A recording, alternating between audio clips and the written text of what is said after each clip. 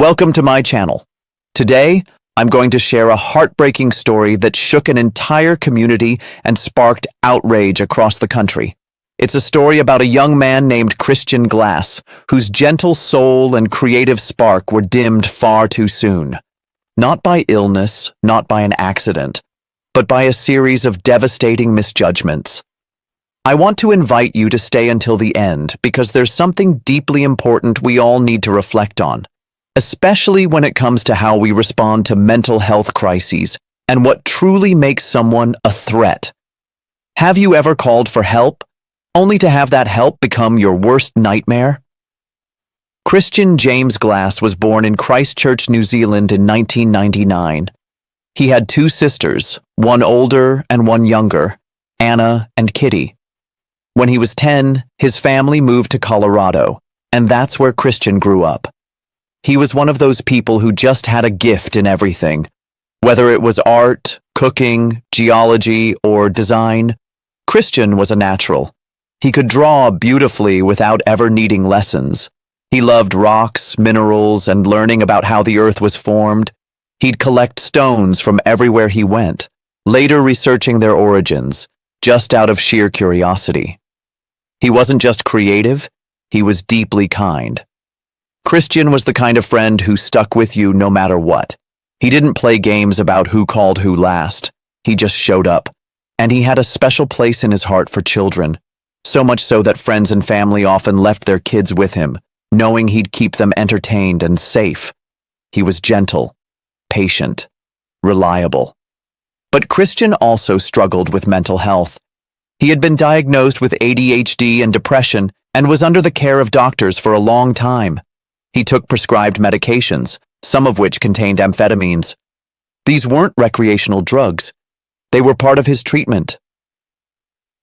But as we all know, sometimes medication can have unintended effects, especially when combined with stress or other substances. And on the night of June 10th, 2022, something went terribly wrong. Christian, now 22 years old, was returning from a short solo trip to Moab, Utah. He'd spent time painting, exploring, and collecting stones. On the way back, he got lost and tried to make a U-turn on a dirt road in Silver Plume, Colorado. His car got stuck in a ditch. It was late. He was alone, scared, and disoriented. Under the influence of his medications and some marijuana, Christian began experiencing paranoia and delusions. He believed there were people outside the car who might harm him. So he did what any frightened person might do. He called 911. Hello, 911. Hello? Oh, 1 second. 1 second. Okay. Hello? Hello? Hello? This is the Quicker County Sheriff's Office. Hi. I'm stuck.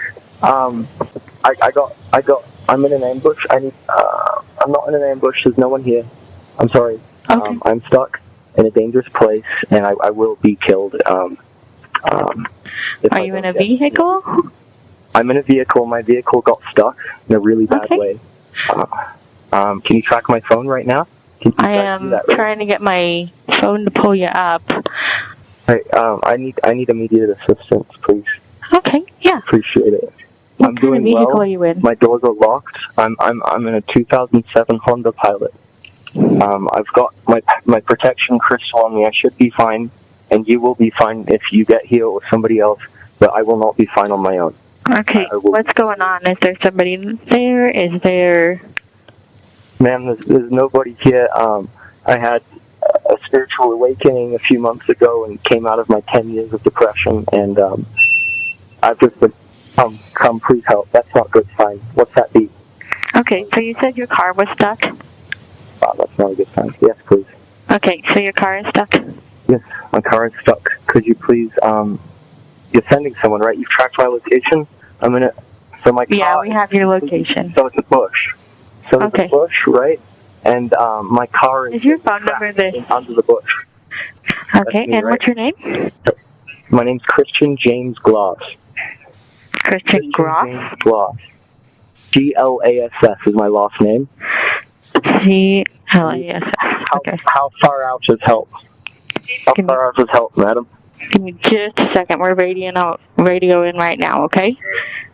Okay, I'm sorry. I understood that pause. That I would be acting this way with a male officer as well. I apologize. Okay, yeah, no, it's okay. Thanks very much. I appreciate you. I love you. Thank you. Yeah. I love you, seriously. You're my light right now. I love you. Oh, man.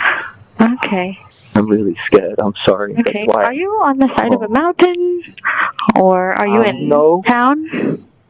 It's a town. It's a dodgy back town. It's a rest stop that kind of turns into a town at the end of it. So they're coming back. They're coming back. How close are you? How close are you? Okay, our officers are a little bit away. I'm going to have to kill some skinwalkers. Can you stay on the phone with me? Are you able to drive? No, I'm stuck. Do you know what a skinwalker is, man? I'm sorry I'm using the word madam. That's clearly not something you like. They might just go by. I might be lucky. Okay, can I get your date of birth real quick? I'm so lucky. Oh, I'm so lucky. Christian? I was born the 3rd day of January, 2000. Okay. Oh, I am so lucky. Get calls at this location a lot? No, not really. What happened just before you called? I was following... Okay, so I was going to drive up into my spot in the mountains because I need to relax for tonight. I really do. And there's been a lot of bad drivers on the road recently, so I've been just driving around, kind of cruising the left lane about the speed limit, and then I'll find people going about 40 miles an hour, and they try to swerve to hit you. And I've just been keeping my safe distance behind these people and using my crystals to drain the negativity out of them so that they don't do that anymore. Okay, so they tried to hit you with their car? Yes. Okay. I've had 3 separate cars do that. And I followed this one car because they exited right after they tried to do it. And I was worried he was exiting to get back onto the highway to do it to somebody else. So I followed him, and he pulled me into the back of this stupid up town. And I tried to pull a U-E, and I should have stopped and pulled a 3-point, but I didn't pull a 3-point, and I drove straight into a bush that has a trap in it. And you'll see when you get here, there's literally a trap hidden under a bush. Oh, okay. It's so terrifying. Like this place is. I'm so scared. Okay. I love you for being here with me through this. Thank you. Yeah, you're very welcome. We do have officers en route. Can you tell me what kind of car they were driving? What? A white, what do you call it, a Volkswagen type, not a sedan, but it's got like a hatchback, that's what you call that, right? Okay. Like right? A Volkswagen hatchback type? I can explain the car. It's like the back of the car stays kind of up and rounded, like there's a bigger trunk. That's a hatchback. Right, thank you. Okay, so a white hatchback, and I think it was a Mazda, not 100% certain, might have been a Mazda. I think that's what I'm remembering. Okay. And the red truck's back. Are there any weapons that you're aware of? I have a weapon on me. I will throw them out the window as soon as an officer gets here. I have 2 knives and a hammer, and a rubber mallet. I guess that's a weapon. Okay. And some stones I could throw. I'm not dangerous. I will keep my hands completely visible. I understand that this is a dodgy situation for you guys as well. I really do understand that. And I've never had to do this before, and I will never make this mistake again. Okay. I risk my life tonight by doing this, by following this guy back into this town. I'm trapped, and okay, yeah, you got stuck in if I got out of the car, I might be in danger. Okay, yeah. Our officers are en route. It could be a minute. Can you still see those people? Yeah, one of them popped. I can't believe this is happening. So glad I had. How many are there?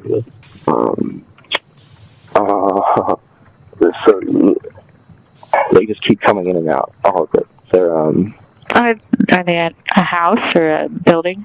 Yeah, there's a few houses back here that they kind of grouped up at. This looks like a f***ed up place, man. Like there's a sign that says kids and dogs very welcome. Like, Okay. And that's why I kept going. So I'm like, this is so messed up. I have to cure this place. And I got too much of an ego, and I got in over my head. I got in so far in over my head, and I shouldn't be in this random little town off the side of a highway in the middle of the mountains with a full moon. I shouldn't be doing this. Okay. Do you have any kind of ETA? So I can get. They are how en much route energy you- from the Empire area, so it's going to be a minute. How long is a minute? Okay. Handle the truth. I'm going through a lot right now. I need the truth. Handle the truth. I'm ready to deal with what's happening. Okay, give me just a second. I've got some radio traffic, okay? I'm still on the line. Alright, Christian, I'm sorry. I had some radio traffic. What kind of vehicle are you in so they can find you real quick? Hello? Christian, are you still there? He told the dispatcher he was stuck, scared, and couldn't get out. He said he needed help, but was too afraid to leave the car. He wasn't aggressive. He wasn't threatening anyone. He was asking for help. The dispatcher did their job. They stayed on the line, tried to keep him calm, and sent deputies to the scene. That's when everything started going downhill. 2 deputies arrived first. Christian was sitting in the driver's seat, clearly anxious. But he cooperated. He removed his keys from the ignition when they asked. He talked to them. He answered questions. But he refused to leave the car. He said over and over, "I feel safer in here." That should have been a clue. A person asking for help while refusing to get out isn't being defiant. They're scared. Instead of stepping back or calling in mental health professionals, the officers escalated. More deputies were called. Soon, there were 7 officers on the scene. One of them was a more senior deputy, Andrew Buin. He'd barely arrived when he started giving orders to break the windows. Christian kept insisting he was afraid. At one point, he even tried to give up one of the knives he had in the car, a decorative rock carving tool, by offering to throw it out the window. But police policy wouldn't allow him to handle the weapon, even to surrender it. They refused. That moment might have changed everything. But it passed. Then Christian made a move that terrified the officers. He picked up another knife. Again, a small tool. He didn't threaten anyone directly. He just held it, perhaps in fear or confusion. That's when the window breaking began. Police fired beanbags. They tasered him. Christian screamed in pain but still didn't exit. His grip tightened. Finally, Buen fired 5 bullets through the windshield. Christian was struck in the chest and arm. He died on the scene. All of this happened while Christian was in the driver's seat of a stuck car, alone, begging for help. Not fleeing, not charging, not threatening anyone outside the vehicle. The official story released by the police claimed Christian was a threat, that he was armed and aggressive, that they had no choice. But then the body cam footage was released to the public. And the truth came crashing down. In the footage, it was clear that Christian was deeply unwell, but not violent. He posed no immediate danger to anyone. For over an hour, officers stood by while he spoke softly, even dozing off mid-conversation due to his medication. His death shocked the public. It broke his parents, and it raised the question, how could a call for help end like this? In the aftermath, 2 deputies were fired, Andrew Buin, who pulled the trigger, and Kyle Gould, who wasn't even at the scene, but authorized the window to be broken remotely via radio. Gould was charged with criminally negligent homicide. Buen was charged with second-degree murder and reckless endangerment. Several other officers were also disciplined. The Glass family filed a civil lawsuit. They were awarded $19 million, the largest police misconduct settlement in Colorado history. But no amount of money could bring their son back. Christian's case could have ended differently, with time, with listening, with empathy. Let's turn this painful lesson into action, awareness, and advocacy. Christian's death is not just a tragedy, it's a warning. Mental health and emergency safety tips. 1. If you're in mental distress, choose the right helpline. Call mental health crisis lines first, if available. In the U.S., the number is 988, the Suicide and Crisis Lifeline. These are trained mental health responders, not armed officers. Only call 911 if there is a medical emergency or imminent danger. Clearly tell the dispatcher this is a mental health crisis, not a criminal situation. 2. Tell the dispatcher key info to de-escalate. State clearly, I need help. I am not a danger to anyone. I'm having a mental health episode. Mention any medication, anxiety, or sensory issues. Ask for a crisis intervention team, CIT officer if available. 3. Keep hands visible and body still. When help arrives. Whether you're the one in crisis or helping someone else, keep hands on the wheel or dashboard when responders arrive. Avoid sudden movements, even if you're panicking. If you're helping someone else, meet the officers outside first, if safe, and explain the mental state of the person in need. 4. Teach family and friends what to do in a crisis. Create a safety plan. List contacts, medications, symptoms, and calming strategies. Keep this somewhere visible or saved in your phone. Let loved ones know what to do if you ever call for help, who to notify, what not to say, and how to advocate for you. 5. Ask for a trusted person instead of police. In nonviolent crises, ask dispatch to contact a friend, therapist, or parent instead of sending police. Often, a familiar voice is more effective than authority. Christian glass might have been saved if a family member had been brought in. 6. Do not downplay medication interactions. If you're taking prescriptions, especially for ADHD or depression, never mix with recreational substances like marijuana or alcohol. Even legal use can trigger paranoia, delusion, or heightened fear. Educate yourself on how your medications interact with stress, fatigue, and emotional triggers. 7. Support mental health crisis training in your community. Push for de-escalation training in your local police department. Ask if officers are trained in mental health response. Support legislation that funds non-police crisis response teams, which have proven to save lives. 8. Know your rights during a police encounter. You have the right to ask if you're being detained or if you're free to go. You can refuse a search unless there's probable cause. If you're in distress, calmly ask for a medical or psychological evaluation. If you're not a threat to others, police cannot use force without justification. 9. Document everything. In any confusing or frightening interaction, record audio or video, if legal in your area. Save texts, call logs, and voice memos. These may protect you later and show you sought help, not conflict. 10. If you're a first responder or witness, lead with compassion. Don't assume erratic behavior means aggression.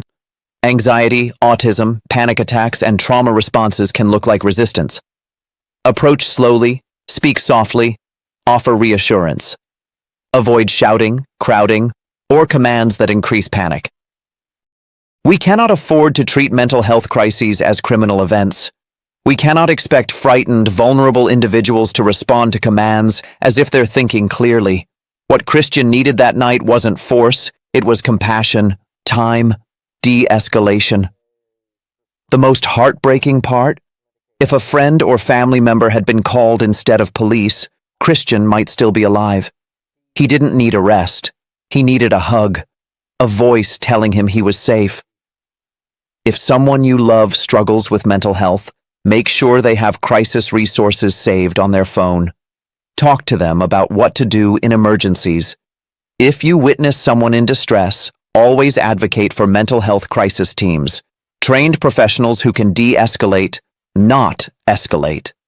And if you're a policymaker or just a voter, push for reform. demand that police departments invest in training, accountability, and non-lethal response protocols. Christian Glass called for help. Instead, he got fear, and fear killed him. Let us not forget his name.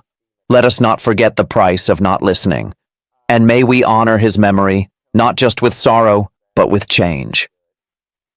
Please, if this story moved you, take a moment to reflect and share it. And don't forget to subscribe for more stories that matter.